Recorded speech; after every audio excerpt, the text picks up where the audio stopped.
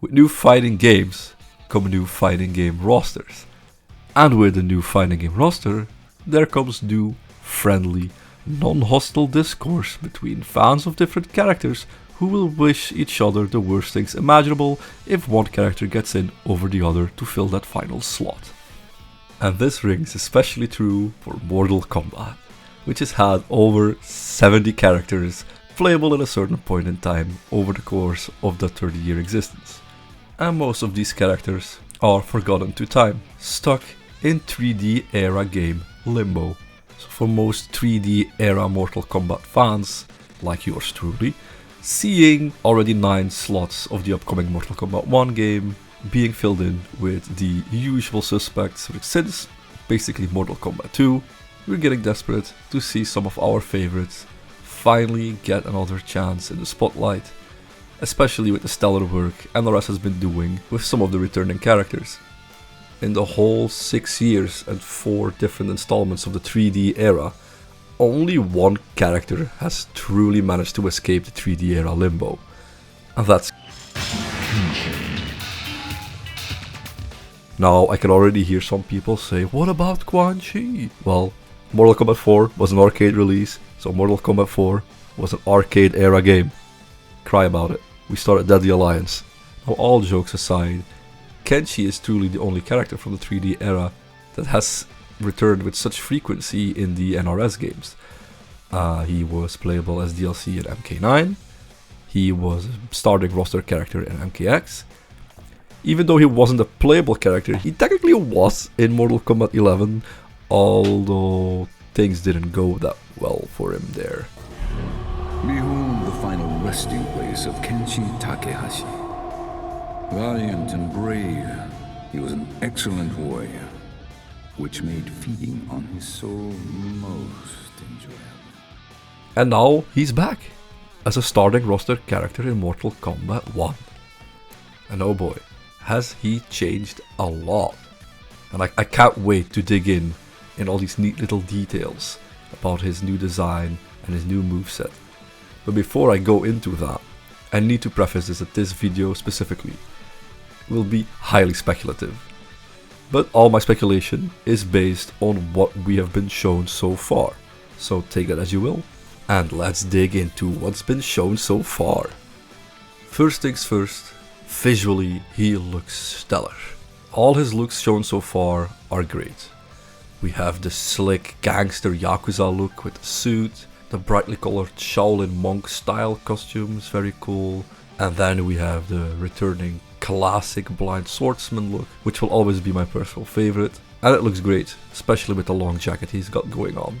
Really cool. One thing when we are first introduced to Kenshi is very noticeable.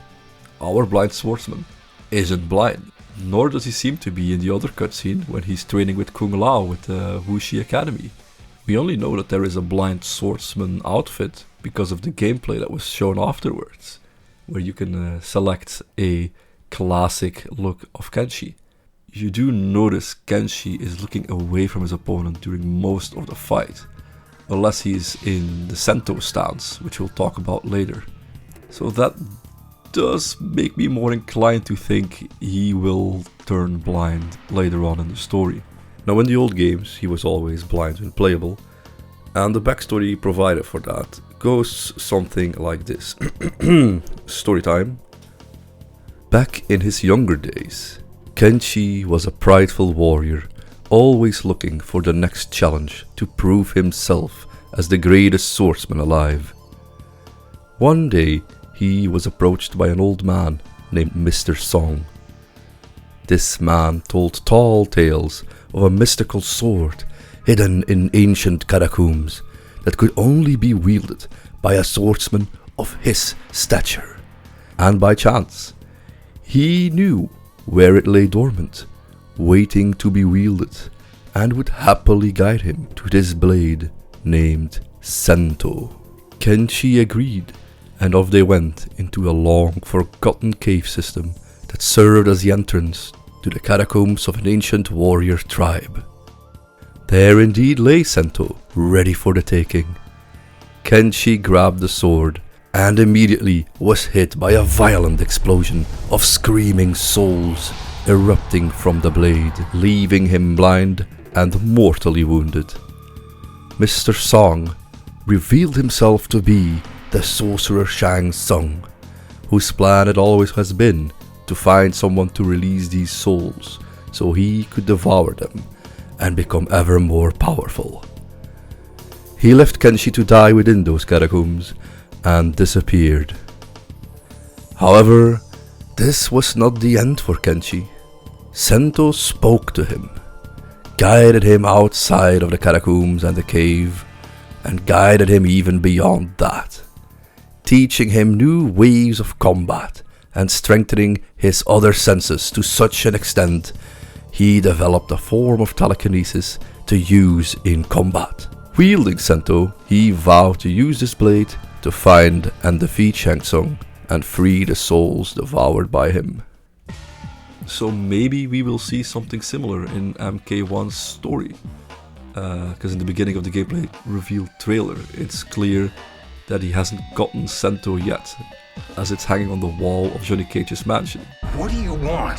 Sento, it's my family blade. Sento's mine, and I won't give it up without a fight. So maybe once he gets a hold of Sento, things happen and he loses his eyesight. There's even a cool reference to this story of betrayal when you mirror match Kenshi.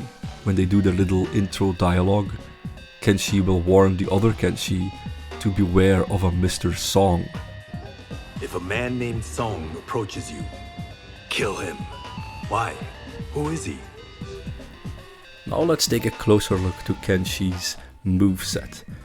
And there's a lot of changes there too. Gone are the elaborate hand-to-hand kung fu master style attacks, and more importantly, it seems he is no longer telekinetic. Because sure, in certain strings, like this sweep for example, or this long range attack, yeah, the sword clearly moves on its own. But if you take a closer look and compare it to previous iterations of Kenshi in NRS games, we can notice a few differences. First of all, there's always a spectral hand on the hilt whenever the Sento is moving on its own, indicating that someone is wielding it. Secondly, this spectral hand seems to be accompanied by a terrifying face, as seen here in the sword, and here on the explosions. You can even see it in his throw animation. And lastly, he does very different poses while commanding Sento to attack compared to the telekinetic and telepath attacks in the previous games. As you can see here in this string from MK9, now this pointing towards his head is something we see often during these moves in MK9, which tells us when he is using telekinesis. While what we see here in Mortal Kombat 1, he clearly is still gesturing the movements of Sento with one hand, but the other is not pointing towards his head anymore, telling me this is not telekinesis. Same here, we can see Kenshi projecting a key version of himself using telepathy attacking the opponent, and you see him pointing towards his head with one hand while sending forth his psychic projection, which again is absent in the same move in MK1. Now we do see this already going away a bit in Mortal Kombat X, but there we still see that the projection is clearly visually identical to Kenshi. While all these attacks return in Mortal Kombat 1, if you look closely, the spirit is clearly very distinct from Kenshi, looking like an ancient samurai warrior, regardless of Kenshi's costume choice. We also see a possible hint to this in his mirror match intro dialogue. Even though these are usually not canon, it did jump out to me that the one Kenshi asks the other one how he can read his mind. Take a listen. How are you reading my thoughts? You're not a telepath too? And the biggest piece of evidence to me that he is no longer telekinetic is when he goes into Sento stance. So Sento stance is a new move that completely changes his moveset. Not only that, it turns himself into a puppet character. So yeah, this is the first time NRS has created a puppet character. And what is a puppet character, you may ask? Well, in fighting games, a puppet character is a character that fights alongside something else that you control at the same time. Usually they are very demanding characters, very hard to play. And I'm going to assume this is the same thing with Kenshi. So when he's in Sento's stance, the first thing that I noticed is that he completely changes his attacking stance. Now he is standing like a trained swordsman and also using his sword like a swordsman would. And his special moves are different as well. Now he does a rising uppercut with his sword, which tells me, now that the spirit is outside of Sento and Kenshi has to wield the sword himself while fighting alongside the spirit, that it was always the spirit wielding the sword and Kenshi commanding the spirit instead of telekinetically wielding the sword like in the old timeline. And we also, which I absolutely love, see the return of a bunch of old moves. We see the return of this crouching stab from Deadly Alliance, the backwards facing stab that he both uses in Deadly Alliance and in Mortal Kombat 9. Also, we see two moves of his son Takeda, who uses it in Mortal Kombat X. One being this low hitting trip kick, and the other one being a very forward moving double kick. I'm glad to see these shared moves between Takeda and Kenshi now, because it makes sense to me that Takeda would learn some martial arts from his father, and now I am reminded that I didn't talk about this whole storyline of Kenshi, Takeda and Sushin. Well, but yeah, anyways, I think this will be about it from me. I'm very curious where they'll take Kenshi in the story in particular. I like his redesign a lot.